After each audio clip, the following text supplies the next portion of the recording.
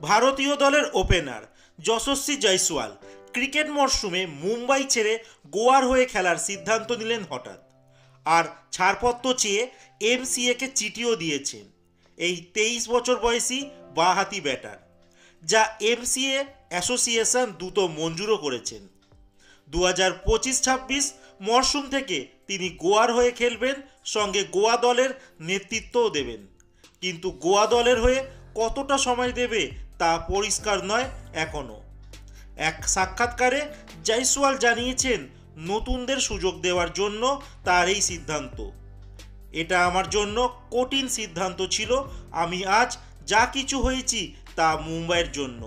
এই শহর আমাকে করে তুলেছে এবং সারা জীবন এমসিএর প্রতি আমি কৃতজ্ঞ থাকব। আরও বলেন, গোয়া আমাকে একটি নতুন সুযোগ এবং নেতৃত্ব ভূমিকা দিয়েছে।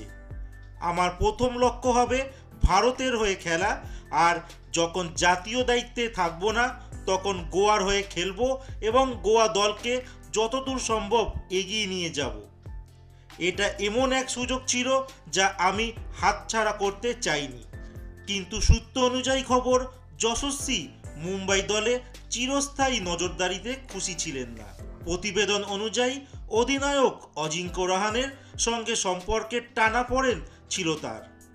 2022 সালে একটি ম্যাচে স্লেজিং করার কারণে রাহানে যশস্বীকে মাঠ থেকে সরিয়ে দেন। তখন থেকেই দূরত্ব শুরু হয়। ওই ম্যাচে যশস্বী 265 রানের ডবল সেঞ্চুরি করেন এবং শেষ দিনে দক্ষিণ অঞ্চলের ব্যাটার রবি তেজাকে অতিরিক্ত স্লেজিং করে। তখন রাহানে তাকে মাঠ থেকে বের করে দেয়। যশস্বী ব্যাটিং শট নির্বাচন নিয়েও দলে বারবার প্রশ্ন ওঠে। মুম্বাই বনাম জম্মু কাশ্মীর ম্যাচে খারাপ পারফরমেন্সের পর কোচ ও অধিনায়ক কমিটমেন্ট নিয়ে প্রশ্ন তোলেন। এতে রেগে গিয়ে যশস্বী রাহানের কিটব্যাগে লাথি মারেন। গত মরশুমে জম্মু কাশ্মীরের ম্যাচে দ্বিতীয় ইনিংসে যশস্বীর শট নিয়ে এক সিনিয়র খেলোয়াড় প্রশ্ন তোলেন।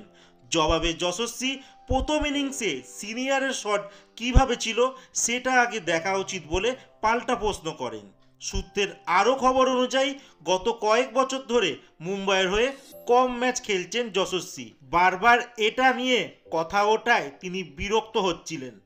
প্রসঙ্গত, রঞ্জি সেমিফাইনালে বিদর্ভের বিরুদ্ধে খেলার আগের দিন দল ছেড়ে তিনি বাড়ি চলে যান।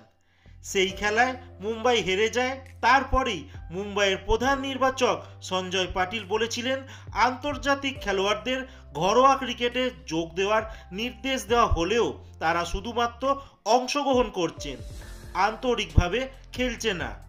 মুম্বাই ক্রিকেটের যে ঐতিহ্য, বিশেষ করে আন্তর্জাতিক তারকাদের ঘরোয়া ক্রিকেটের সঙ্গে একাত্মতা, তা একেবারেই দেখা যায়নি, যা পরিবর্তন করা জরুরি।